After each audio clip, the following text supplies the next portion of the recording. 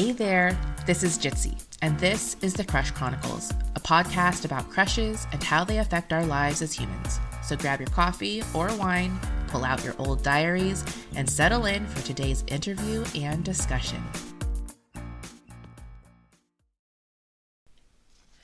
I had attended Apollo Elementary School since the year prior, but this was the first and only year Zach was in my class. I thought he was cute from that first autumn day.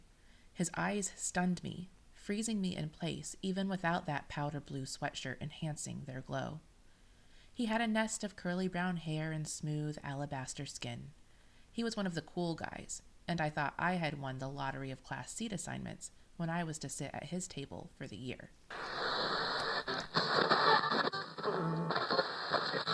This is episode 6 of the Crush Chronicles podcast, and I am happy to introduce my friend Kate, she, her, as today's featured guest. Welcome to the show, Kate. Thank you. So why don't you introduce yourself and let people know who we're chatting with today? I am Kate Mueller. I am 40 years old. I'm finally admitting that. I turned 42 months ago. What's up?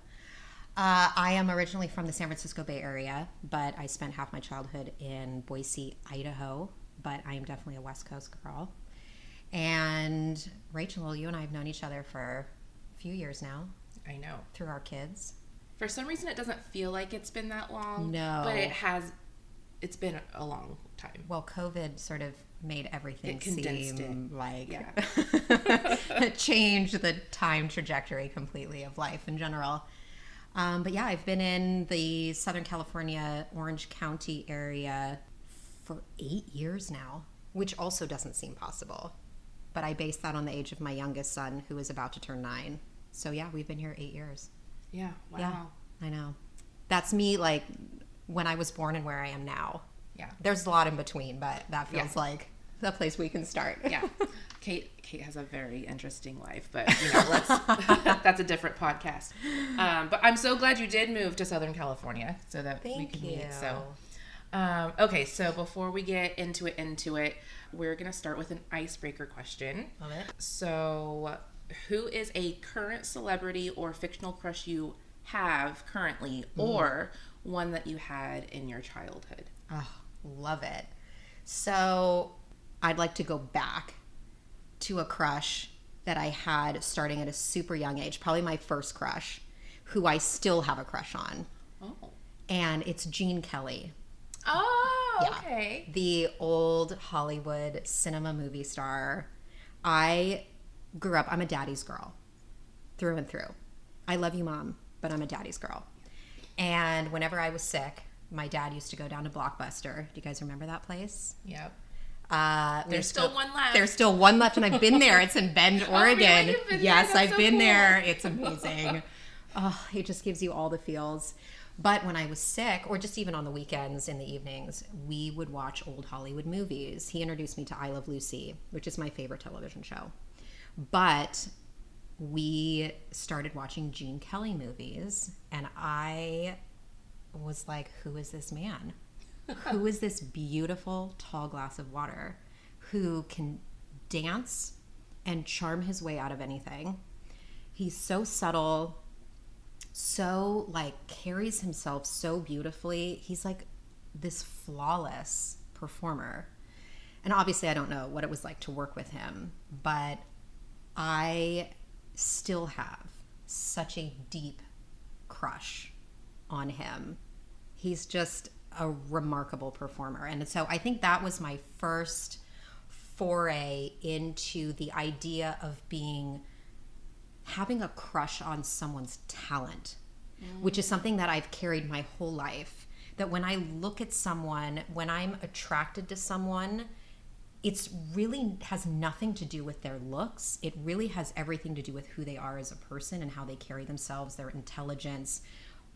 But even more than that is their talent. If they have a skill set of some kind and they're really passionate about it and they're super great at it, I'm in.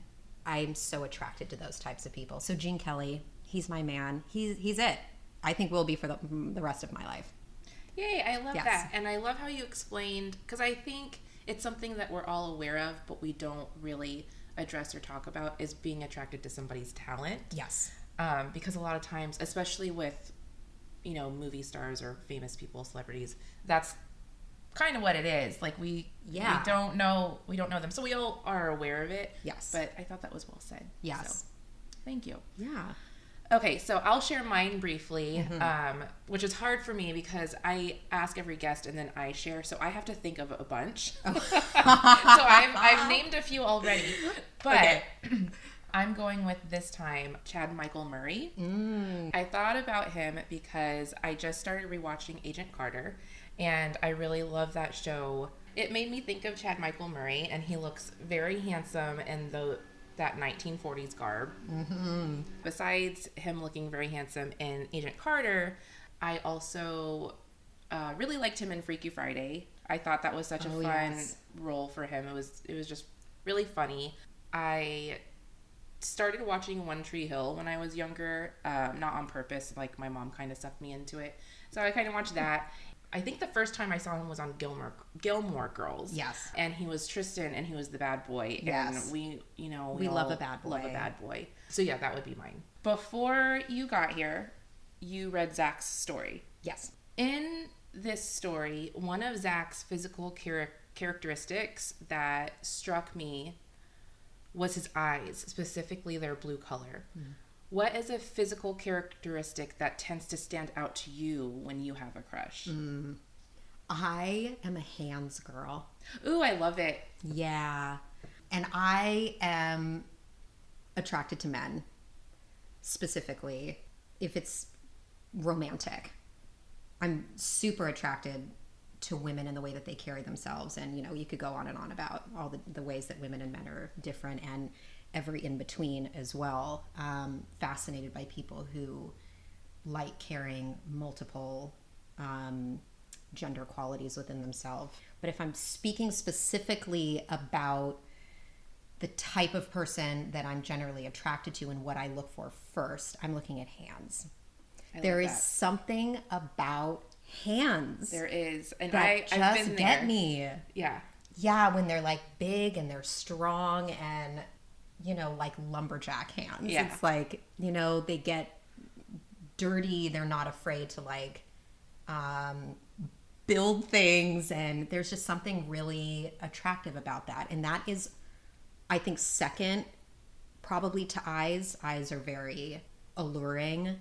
And especially if someone can look at you in the eye and not look away right away or blink.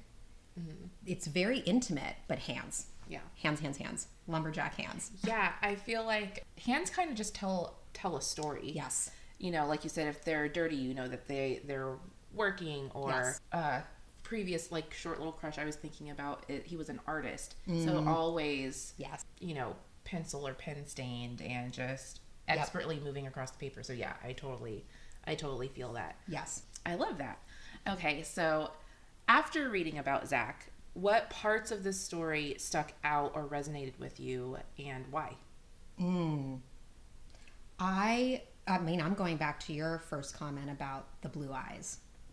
So much of anyone's story is wrapped up in who they are, and that's something that I didn't want to like launch into, because it's not something physical, but someone's like inherent being, their soul, which sounds so like cliche, but like you can't change that really about yourself. It's who you are. But the window to that is your eyes. And I think you can tell so much about someone through their eyes. You can see their vulnerability, or you can see their pain or their joy. They don't have to be doing anything else. Their eyes say it. You can't cover it up. And color as well also sort of triggered for me. Like, what makes blue eyes so fascinating? Is it that it's not just that it's a more rare color. You can see all the little nuances. And I have brown eyes.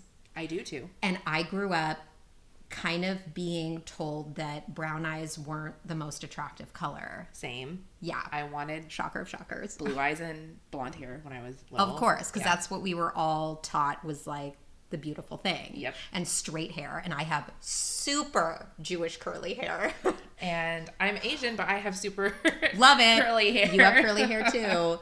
And so I would spend hours on end trying to straighten my hair. And I always wanted blue eyes until I met someone for the first time who loved my brown eyes and said that he could see so many little flecks of different colors in them. It was, I know. That's so sweet. Yeah, it really changed my view of how I perceived myself. But I think, you know, back to Zach's story, that I just kept thinking the whole time reading that about other people that I've known who I feel an immediate connection to just through their eyes and through eye contact. To me, eyes are just, I find them fascinating. I love them. And I think about how people who have who have different ways of thinking and different experiences, it really does show up in your eyes. That like window to the soul thing is very, it's very powerful. Yeah. Yeah. If that slightly answers your question. Yeah. Sort thank of. you. Yeah. I mean, it's about you and how you felt. So however you answered it was perfect. Okay, so in deep contrast to the lightheartedness of that day in class, I place a brief yet kind of heavy anecdote about my experience with puberty and poor body image, dubbing my 5th and 6th grade years my quote-unquote ugly phase. Yeah. Why do you think we are so hard on ourselves at a time in our lives that is already made difficult enough by the natural process of our bodies? And how do you believe that affects us when we begin to want to be more than just friends with other people? Thinking about that idea of figuring out who we are, we're very lucky, I think, in some ways. It's hard I've heard somebody mention the phrase bridge generation, which is kind of in our age group, which I think is a really interesting concept, that we're sort of bridging the digital age with the way that time and space has been for an eternity before digitization came into play. But we grew up in a time where we were force-fed a lot of what were just societal norms at the time, the way you're supposed to look, the way you're supposed to feel about yourself. You know, the Jane Fonda like exercise tapes that your mom was doing every weekend, and you know, the way that we talk about our bodies and the things that were said about women specifically. You go back and you look at those things and it's shocking to realize what we were told in a really sort of devious way, very subtle. But, you know, magazine headlines of, you know, Jessica Simpson, oh my gosh, she's gained so much weight. And like, what are you talking about? She just looked normal. She looks like a totally normal, beautiful human being. Like, how did any of us, like, how are any of our mental faculties still intact?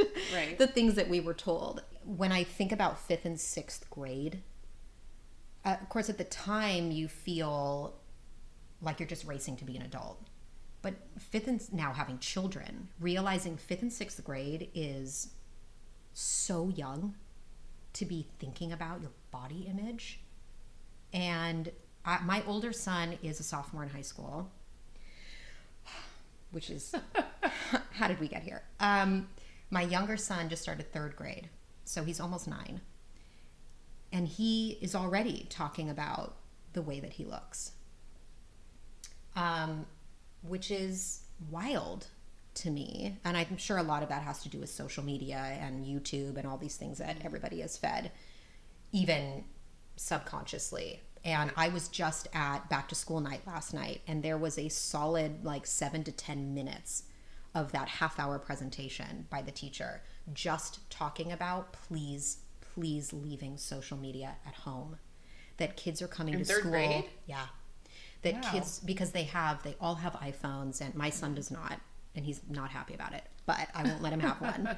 But they come to school talking about these really inappropriate things that they're witnessing on social media, and it's creating even more of a discussion around body image than even we had, which goodness, is I can't even imagine. frightening. You know, I think about how much our idea of body image and the way that we view romantic relationships are totally intrinsically linked. Because it affects the way we think about everything, because it affects the way that we view ourselves. And I don't know how much of that you can really let go of, that you can really get rid of, because those formative years, it's really hard to shed those views of yourself. I still, even though I've been told that my brown eyes are beautiful or my crazy curly hair is the best thing ever, but I still, that voice in the back of my head still says, no, you should tame that back a little bit. You should wear it back. Just put it back in a ponytail or a clip. It's like, that's my comfort spot. Right. And how do you undo your comfort zone? It's really hard. So going into romantic relationships, it sort of crushes, in a different sense, it crushes your ability to be vulnerable, because you can't necessarily believe what someone's telling you. If someone's telling you, no, I love your curly hair, or I love, you've got such a peachy little bum, I love it. But you're looking in the mirror and going, yeah, but I see that cellulite on the bottom, or I see that I have love handles, or whatever it is, that you can only believe that person to a certain extent, and then your own voice fills in the gaps. Yeah. So it affects you. It affects you forever. And I think it probably now I know this will be shocking to you. I'm a very outgoing, very boisterous person. So I just sort of like wear my heart on my sleeve, and I just always figure, you know what, if someone isn't going to like me, then they don't deserve me, sort of thing. But and I don't always believe that, but I go about my day trying to focus on that. But there's always that little bit of self-doubt. There's always a little bit of, I wonder if they notice these insecurities about myself. And it does. It plays with you, and it has to affect your romantic life and the way that you see crushes and the way that crushes might see you. There's always that little bit of, what if they don't really like me? Yes. Yes. That's terrible. That's such a terrible feeling. Or to feel like there's a distinct possibility you could be rejected. Yes. And what if you're rejected? Because women specifically, if we're just talking, binary, that women are so fed to believe that it's all about how we look. And men have taught us to believe that. It's not like we're just making that up. And we're so over-sexualized all the time that if we feel like we don't have this made-up version of what the ideal woman is supposed to look like, which nobody can attain, by the way. Yeah. And even women who do have like the ultimate body type are still cheated on, and it just like, it's insane. All of it's just made up. Everything's just made up. None of it's actually real. Yeah. But we're taught to believe that that's important. How do you overcome that? And how do you then think that you're going to pursue any kind of crush when you are literally crushed under the weight of trying to be the perfect woman? Yeah. That's insane. That's not attainable, and it's not sustainable either. Yeah. But I do wonder if that's where sort of fantasy crushes come into play, is like, that you're never going to have to prove that you're the perfect woman because it's just a fantasy. Yes. That there's a non-reality component to it. Yeah, that's why the book boyfriend is so popular. Yes, exactly. Yeah. Yes. And rejecting this push in the past couple of years, this push back on the way that women are spoken about and the way that we are viewed and that we are good enough without anybody else's opinion. We don't need anybody else's opinion. Mm-hmm. Nobody else's opinion has any bearing on who we are as a person. But I can totally understand why like fantasy crushes are such a huge thing. Yeah, that book boyfriends are like, why do we all love Pride and Prejudice? Yeah. Duh. Hello. It's like the ultimate romance, but you don't actually have to prove your worth to anybody. Yeah.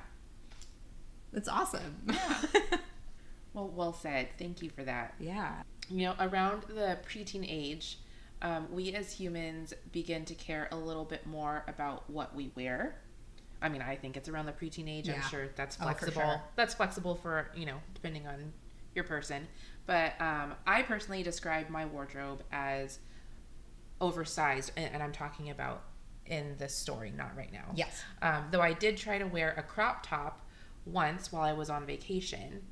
I'm not sure that I pinned down what my style was until I was in my like late 20s. How did you dress when you were around the preteen age, and when do you think you pinned down your style? Ooh, I love that question because I was a total wild child. I have always had the attitude of I don't care what anybody thinks of me. Which is weird because I was also a people pleaser. So just hear me out. So you had a lot of like inner conflict, I'm assuming. Yes, a lot of inner conflict. So I've always, you know, I'm the oldest sibling. I have a younger brother and a younger sister. So I have, and just by sheer birth order, I've always had a sense of being the caretaker. I have wonderful parents. They always took care of us, but it's just a birth order thing. And us oldest girls, by the way, is a real thing. We have a real like set type of personality. But it meant that I felt a huge amount of responsibility in showing my brother and sister that they just needed to be proud of who they are. And what I found starting at a super young age, I remember very clearly my first like truly wild outfit, which by the way wasn't that wild, but I'll tell you what it was. But for me and at the time it was kind of wild, was in 4th grade. Okay. So I was like 9 or 10, which is almost the age of my younger son, who also is a bit of a wild dresser, which I love so much. Yes. But I started a trend at school with mismatching socks. Trendsetter. Yes, mismatching knee-high socks. Yes. Talk about a throwback. Always outfit coordinated though. Color coordinated. But both of the socks had to be mismatching. Often like blue and red or white and red or whatever. But I would pair them with my red Converse. That was my signature look. Red Converse, knee-high socks, usually shorts because I was not and am not still ladylike at all.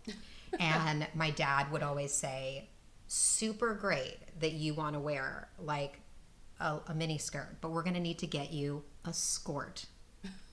Everybody remember skirts? Because that saved my life. The little shorts. I think they saved a lot of our lives. I think they saved everyone's life, to be honest. The little shorts that are built into the mini skirts. Yes. And it was usually some form of red because I had the red Converse, so everything had to there had to be matching. There had to be coordination. Yes. But I, for whatever reason, just owned my look.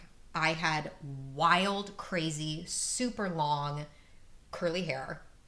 I had freckles all over my face. My hair was kind of reddish brown. It's darkened a little bit over time. But I would wear like an oversized t-shirt. It was very rock and roll. It was very rock and roll. And I definitely wanted the rock star look. But as the oldest sibling, I felt a lot of responsibility that I needed to just own who I was because I wanted them to feel empowered as people to not be afraid of what other people think. But I also think that that's very unusual. So for me, it started at a super young age. And I think my youngest son is also on that track. My older son did not care at all what he looked like. In fact, I had to drag him into the shower until high school. And maybe there's a difference, again, just speaking purely from binary. I'm sure that there's a difference. I have two boys, so I can't speak. I can only speak as a girl growing up. But boys don't seem to care quite as much about their general hygiene as girls do. But my older son wasn't interested in how he looked at all until he was in high school. I think for girls, junior high. I think you're right on the money on that. Mm-hmm. Because you're going through puberty. Yeah. And your body is changing and you have to get different clothes to feel comfortable. Yeah. And all of a sudden you realize that boob sweat is real. And oh my God, seriously. Especially just adjusting to having to wear a bra. Yes. Like huge change.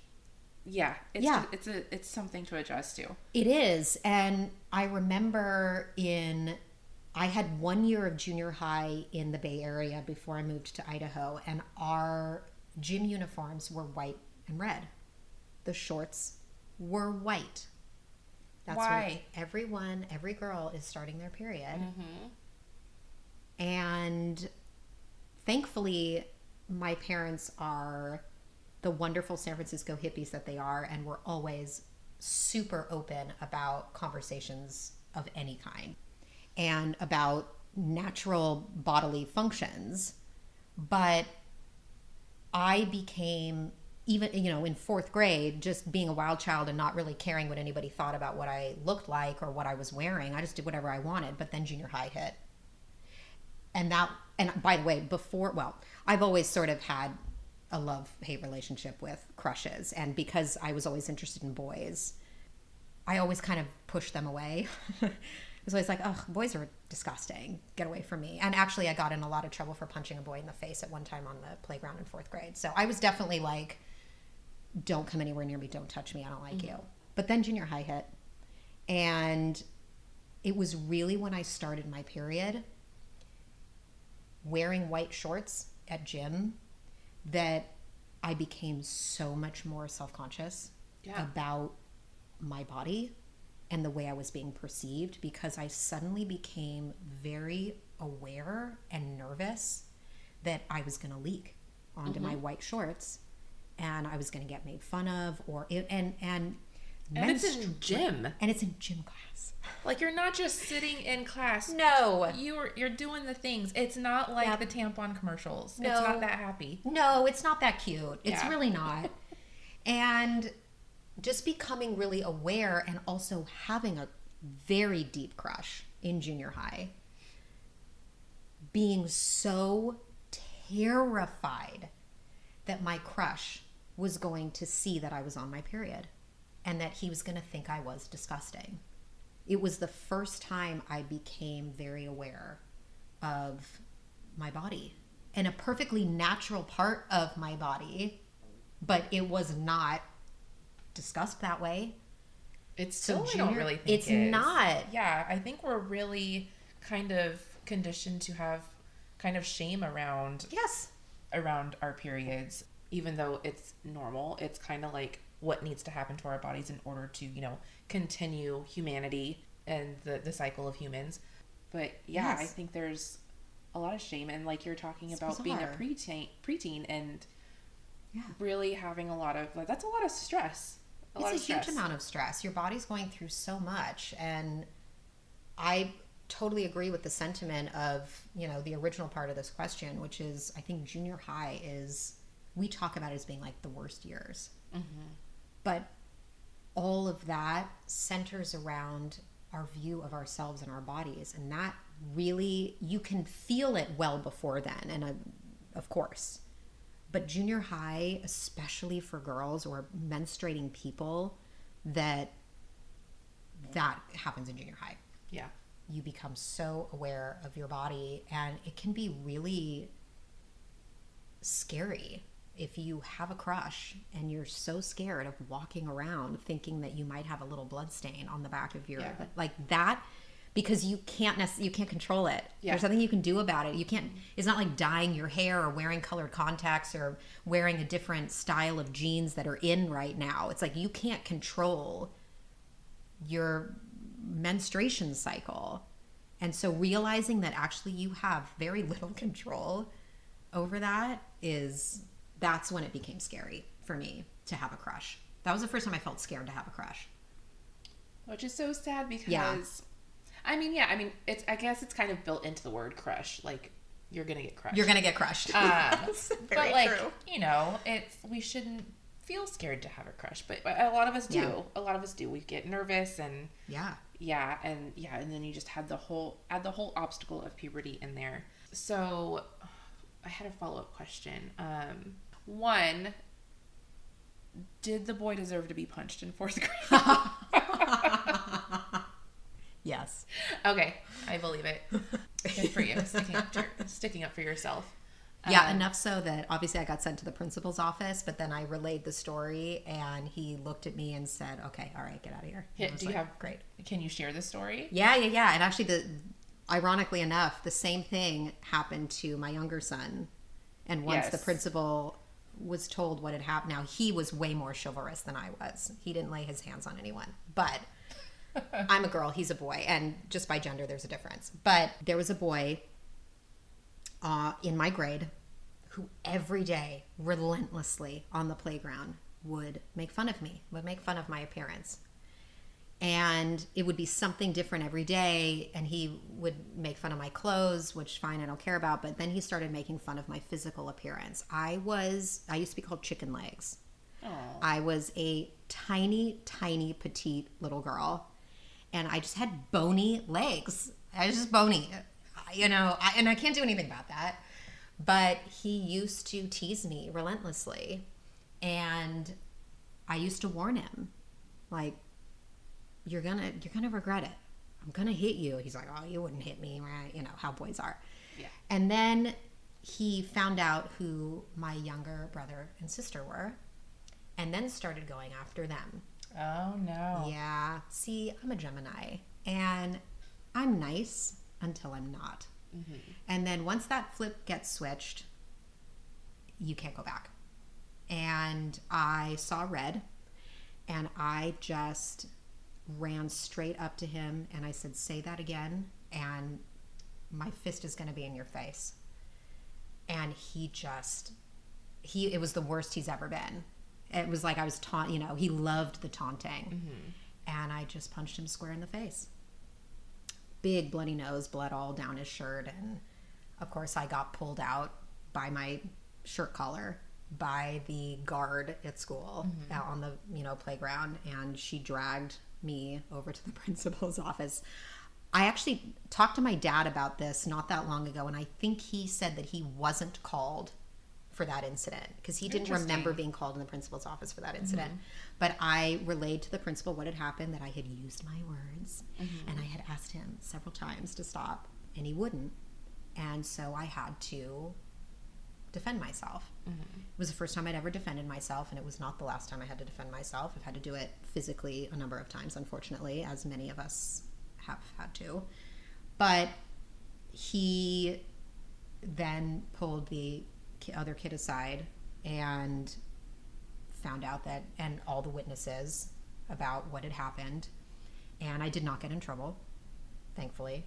But it was empowering to say, yeah. Oh, okay. And by the way, I box now. So yes, it has carried through my life because now I know without a doubt that I can defend myself if I need to. But yeah, I mean, a similar situation happened with my younger son. And when I got that phone call, I was not surprised, yeah. because I had been through it as well. But a kid was making fun of one of the little girls in my son's class and kept wanting to flip her skirt up in second grade. Yeah. I remember being the victim grade. Of skirt flipping and dress flipping in like first grade and kindergarten. Happening? Yeah. It's so gross. And my younger son, Hudson, he kept yelling at these kids, "Stop doing that. Stop doing that." And they wouldn't. He walked right up to that kid, put his hands on his shoulders and pushed him right down onto the ground to get him to stop. And as soon as he got pulled in the principal's office and I got a phone call, I was so proud of him. Yeah. We did, and I picked him up from school and took him right out to get froyo. But, you know, we talked about the fact that I have had to put my hands on people before. It's a very, very last resort. Yes. We don't want to be tactile if we don't need to be. But you have my temper. I get it, buddy. Especially when you're provoked. Anyway, back to your original question about junior high. My heart bleeds for every junior high student because they are overcoming so much. And it's really hard to navigate. It's hard to navigate how to be confident in who you are when your body is changing so much, and that we are so dictated by what we wear and by how other people perceive us in ways that we don't have any control over. Yeah. Like, our bodies are our bodies. Mm-hmm. And I wish that we could be more. And also, everybody's body is different. Completely different. We do not have to try and fit into this standardized Barbie version of whatever we're being fed. So I love that you were like, your mismatched socks and oh yes and your so how long did that trend carry forth? Like it was in 4th grade. Did it carry on to 5th grade and beyond, or it did? Was it different? It really changed when I moved to Idaho, and that was, I moved between my 7th and 8th grade year, so going into junior high. That's a hard time to move. Oh, it was really hard. I also moved between 7th and 8th grade, and I was devastated. It's so hard.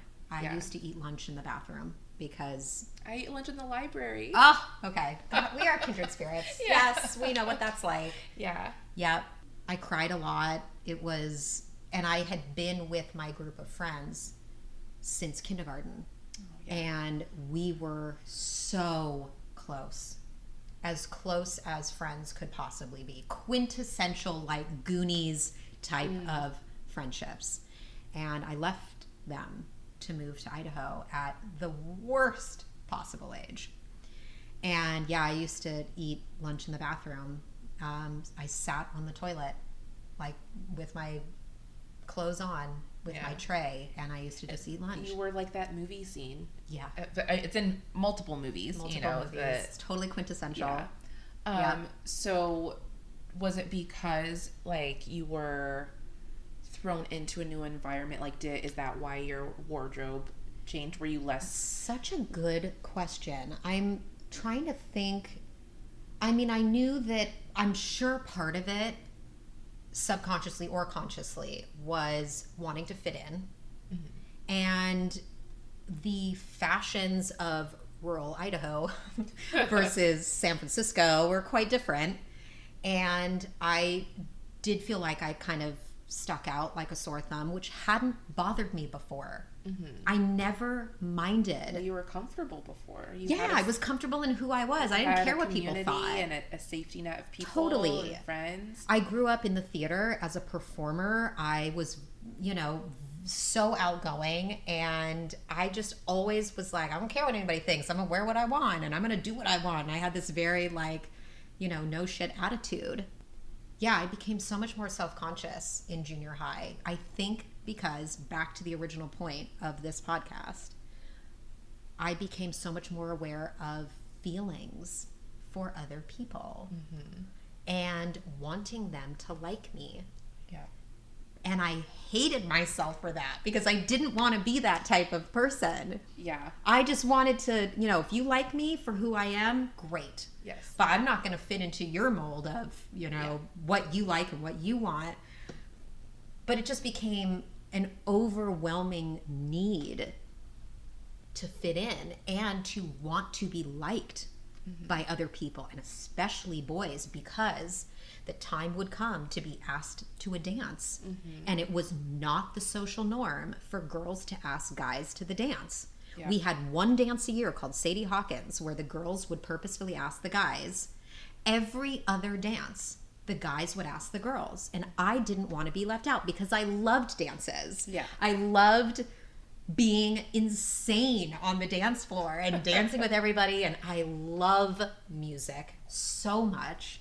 And I wanted to go to the dances, but I also didn't want to feel like a total loser and not be asked to the dance either, which of course in hindsight is ridiculous. Yeah.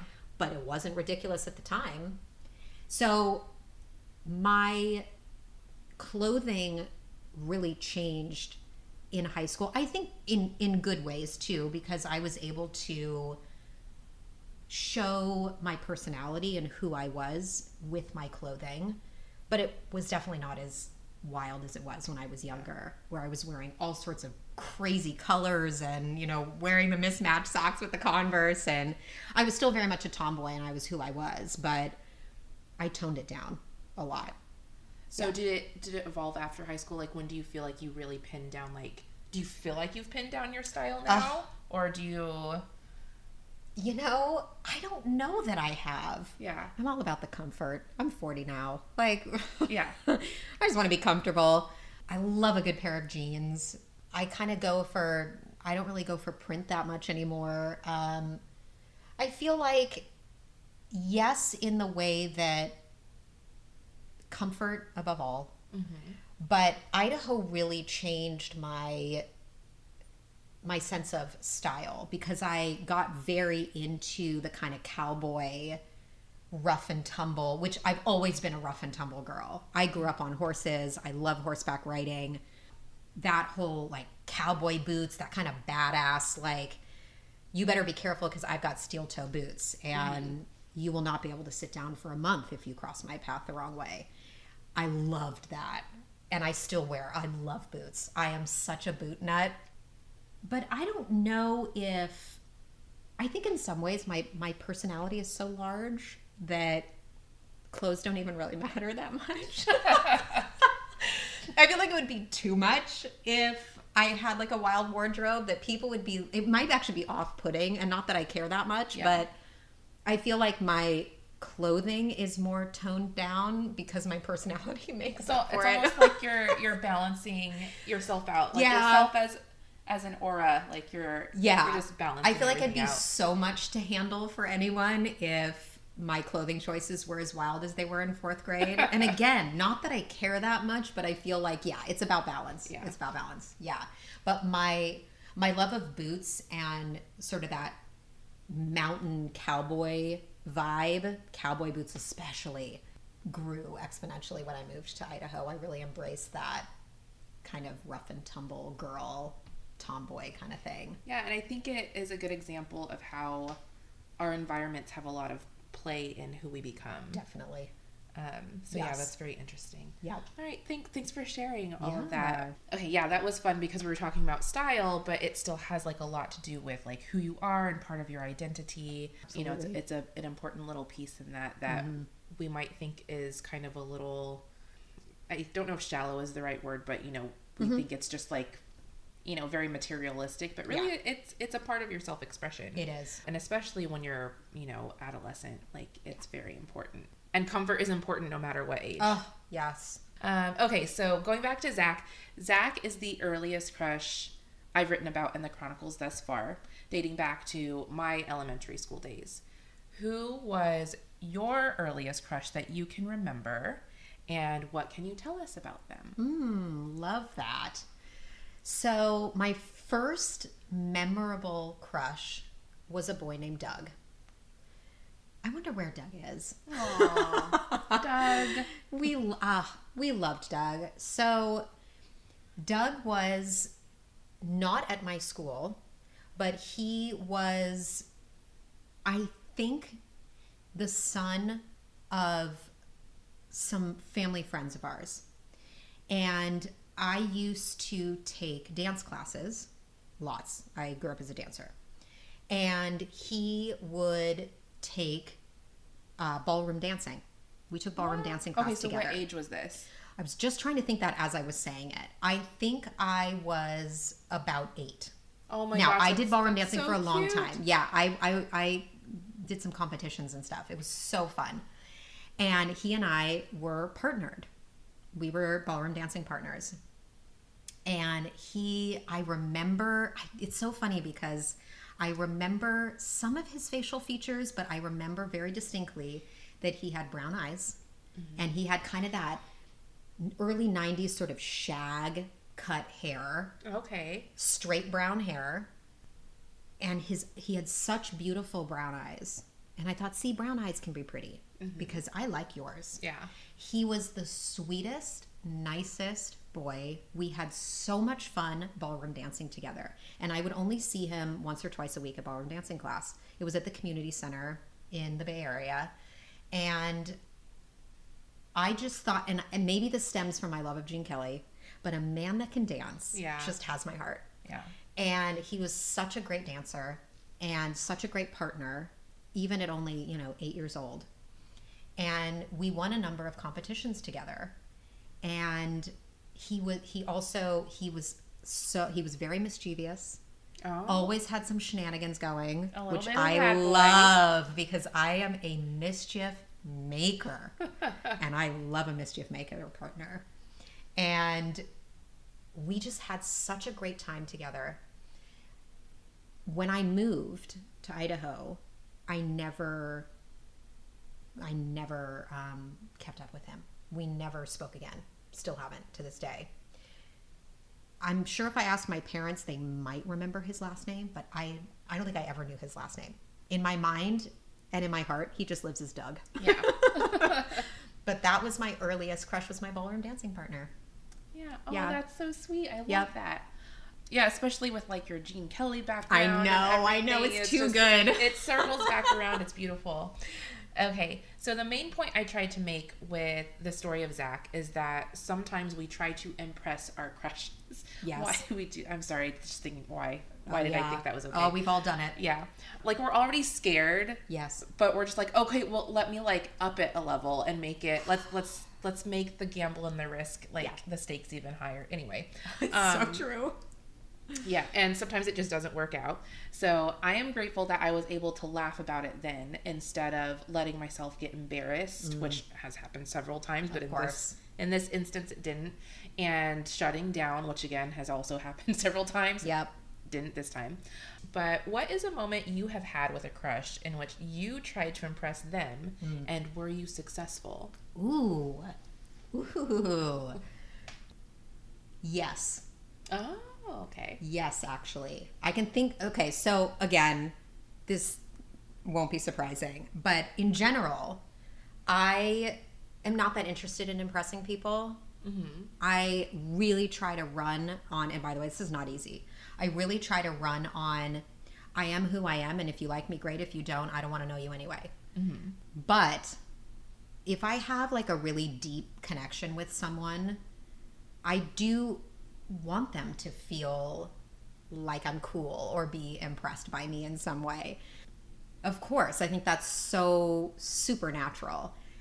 So I had a very big crush on a boy, and I think he didn't realize how, and I've said this already today, that my love of music runs very deep. And I have a mind like a steel trap. I remember everything. I have kind of a photographic memory. Not kind of, I really do have a photographic memory. Oh, wow. Yeah. So I have a giant vat of CDs. And I actually do still have a CD player at home that's attached to my record player. Thankfully, that belonged to my dad from 1977. Oh my gosh, the record so player. cool. It's amazing. And my kids love playing records.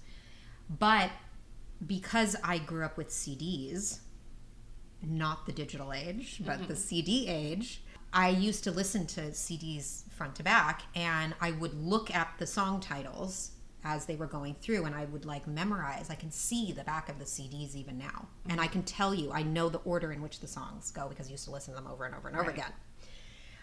But because of that, my music knowledge is fairly deep. Mm-hmm. And there was a boy who knew that I very sweetly would always say, you're super smart, and say, wow, thank you so much. That is the best compliment ever, by the way. Best compliment that I can be given is, wow, you're super smart. That is the nicest thing. But I think he didn't quite realize that I can name a lot of songs and the artist who sang it. And we're talking like one-hit wonders as well. So we were on a drive and playing music, and he would play music and wanted to know if I knew who the artist was. And I think I got one wrong in the whole thing. Wow. And he was super impressed. And it made me feel so good. Yeah. That somehow this like nerdy knowledge of mine came to my use. So he was so impressed by it. And he said that, like, that is the coolest thing, that you, like, I can't stump you. That's really wild that I can't, like, get you to trip up. It's like one or two that you weren't quite sure about. And he just had this big smile on his face. Aww. And it was like this really deep connection between the two of us. And I thought, oh, all right, okay, so my brains are useful. It's not just about looks. Yeah. It's not just about how comfortable you are in your body, that your brain actually is important. Yeah. And I'm sorry, how old were you? This was in high school. In high school. Yeah. And it was really like kind of the first time that I felt like my brain was important to somebody in a crush type of way. Because before that, it really had just felt like looks, like, oh, he's hot or she's hot and, you know, whatever. But it was all really physical attraction. all physical attraction. It was really, it was maybe one of the first times that someone has really said to me point blank that your mind is really sexy. Mm-hmm. That's such a crazy thing to hear as a woman. Mm-hmm. And it made me feel really good. It was such a great feeling to feel like someone really valued me beyond the way that I looked. And it meant a lot, and I do carry that with me. Yeah. It was that's special. Such a great story. And I want to point out the irony that in my story of Zach, I tried to impress him with musical trivia. Yes, you did. And failed. Yes. Even though I knew the answer. I knew you would love this story based on that. I failed so hard. But you smashed it. and granted, I was also in, elementary school. You were in high school. But just... I knew you would particularly appreciate that story. I knew. I had to point out the irony. Yes. Just in case, people listening actually haven't read the story of Zach. Oh, That's right. That is how I tried to impress him. Yes. I messed it up. It's hard. Yeah. It's really hard because you never know what they're going to play. Yeah. And unless you've been burning CDs or looking at the back of CDs and can retain that kind of information, how would you know? Yeah. I mean, does anybody remember Candlebox? No. Right. Okay. Yeah. I do. Kate's gonna go off and list all of these things. If anyone remembers Candlebox, what's up? Okay. Last question. Okay. If you were to write your own story, which crush in your life would you write about and why? Oh, wow. Oh, I like that. Which crush would I write about? Yeah, there was a boy who I still think about. He left a really deep impression on me. He was with someone at the time. I was with someone at the time. And we just had a connection that was very undeniable, but we weren't in a place to pursue it in any kind of realistic way. And it was very intense. I remember having very intense feelings about him and thinking this could really be something. But at the same time, I had such a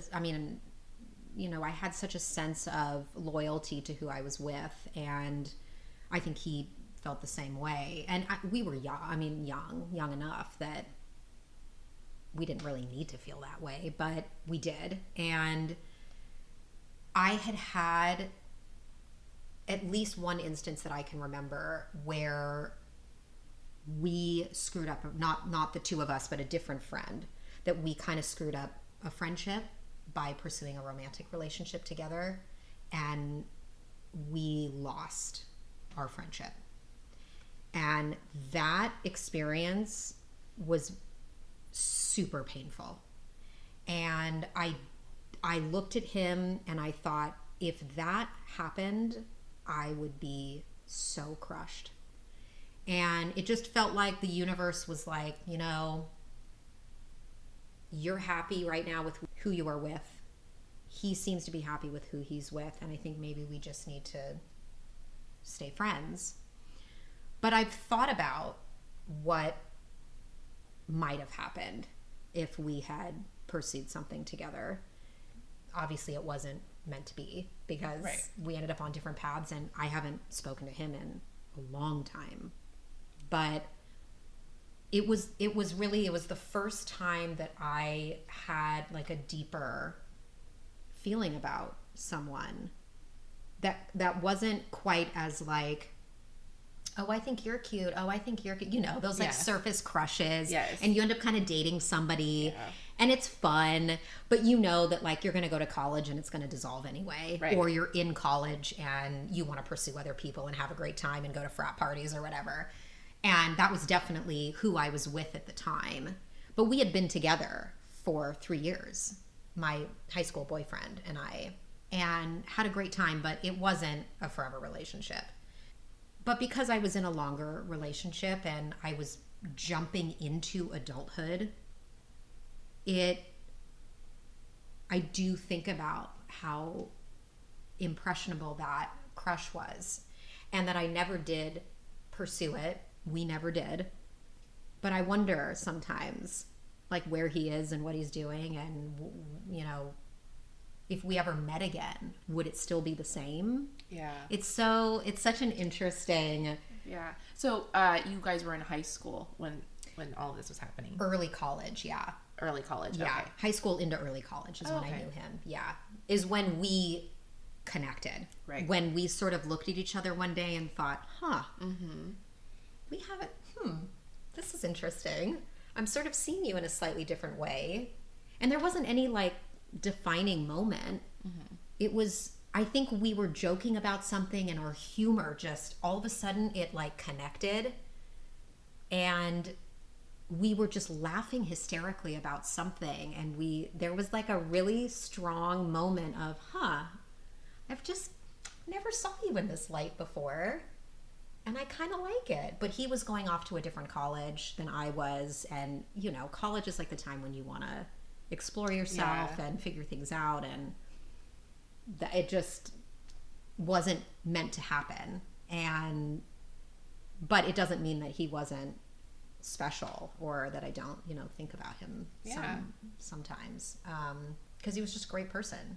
And yeah, that was a strong crush that I never pursued, that I do think about sometimes. Were you usually a pursuer? Yeah, I'm such I a like. I was not. I was always like, just throw it out there, and if they don't like you, fine, who cares? Shadows. Yeah. I was never ever timid, ever. You know what? I always just thought, just give it a try. If it doesn't work, who cares? I mean, it can still be very crushing. Yes. Literally, if your crush doesn't have a crush on you. Yeah, but I feel like that's better, because then you know and you can move on. Yes. Instead of agonizing like I did several times. Or the crush just gets like out of control, you know, and you think about them all the time. And it's like, just, you know, but it is very, very hard to put yourself out there. And I was very scared. That was really I think that was probably the only time I've ever felt scared to put myself out there. Because I had this like very innate sense of caring about him in a deeper way than I had cared about other crushes before, that it actually felt like there was a lot more on the line. I felt really scared And that's why I didn't pursue him. Also because he had a girlfriend at the time. Right. And I had a boyfriend. And that's not the end of the world. You just break up with, it's like, who cares at that point? But yeah, I actually felt kind of scared to put myself out on the line because I was really afraid of losing my friendship with him. But I ended up losing my friendship with him anyway because we moved to different states. And so I look back and I think, well, that was silly. That would have been kind of interesting to see what would have happened. But I was really afraid to lose the friendship. Yeah. Because it had happened to me before. Yeah, that's fair. I feel like a lot of people have been in that situation before. Yeah. Well, thank you for sharing that. Yeah. But with that, we've reached the end of our time for this episode. Thank you. But before we end it, would you like to share where listeners can find you? Are you on social media or? Yes, I kind of stopped participating in social media, but I do have social media profiles. Usually, I'm trying to think of what my handles even are. That's how little I go on it anymore. But usually it's K Mueller, Mueller. And I'm trying to think of where else. I'm so bad at like keeping up on any sort of presence on things. I don't know why. I really should. You can find me on LinkedIn too. Okay. We can link. Yeah. So I'll put your links in the show notes too. Yeah, for sure. In case anybody wants to connect. Yeah, Instagram is a good place. Yeah, and but LinkedIn. Thank you for sharing. And yeah, thanks so much for joining me and having this conversation. Yeah, thank you. Appreciate This was super fun. Yay. Hey, you. Yeah, you. Thank you so much for listening. It means the world to me. If you like this episode and would like to hear another, please make sure you subscribe so you don't miss the next one. If you have some extra time, check out my Substack at jitsi.substack.com. The link will be in the show notes. That's where you can check out my memoir series that inspired this very podcast. And you can take a look at the real life stories and experiences that inspired the topics that are discussed in each episode. If you'd like to support the show and keep future episodes coming, you can buy me a coffee. It helps fuel the writing fire. The Crush Chronicles is 100% produced by me, Rachel Jitsawat. The music is by Music Town, and the sound effects are by Pixabay. Thanks again for listening, and until next time, keep crushing it, because no one can crush it like you can.